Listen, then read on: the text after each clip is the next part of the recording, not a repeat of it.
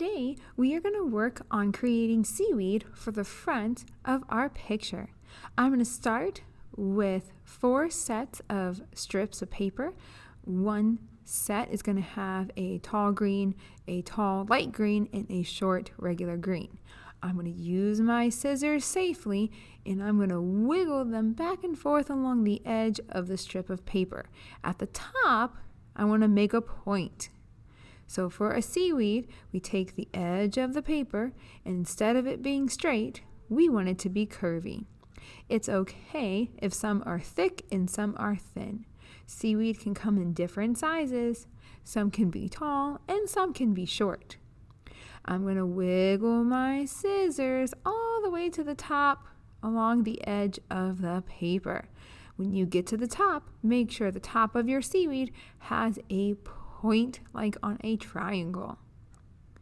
I'm going to take now the smaller piece of paper for this set of seaweed, and I'm going to do the same thing. It just won't take me as long because it's shorter. So I'm going to take this one and wiggle along the edge to make a curvy line, and snip, there's that point. Now, the short one goes on top, the light green one goes in the middle, and the darker green one goes in the back. So I'm going to take this one first, and I'm going to put some glue on it. Very carefully. Don't do the glue on top of your picture, or you're going to end up with a lot of glue all over your paper. So I'm going to take the regular green, and I'm going to make sure it's touching the bottom of my paper. Seaweed isn't just floating in outer space, it's connected to the ground. So make sure your seaweed is touching the bottom of your paper. Take the next one and do the same thing. It's gonna kind of get glued right on top of the other green one, but maybe you can turn it slightly to the side so that way you can still see the other green one behind it, and they're not right on top of each other, but there's a little bit of space between them. But they should be glued together at the same spot on the bottom. So let's see how this looks. So let's put some glue on there. Just a little bit of glue. It's okay if the glue gets on the table.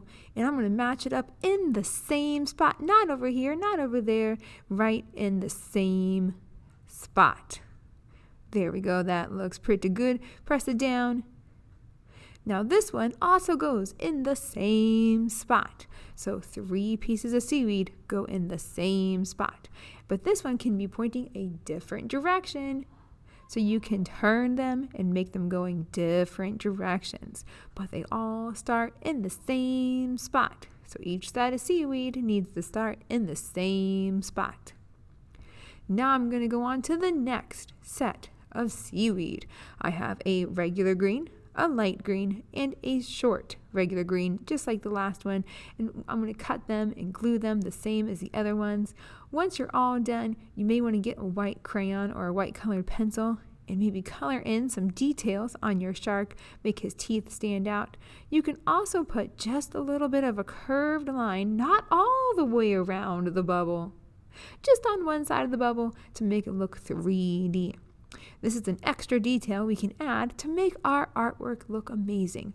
Adding extra details makes our artwork go from good to great. I can also outline just some parts of the seaweed to make it look 3D as well.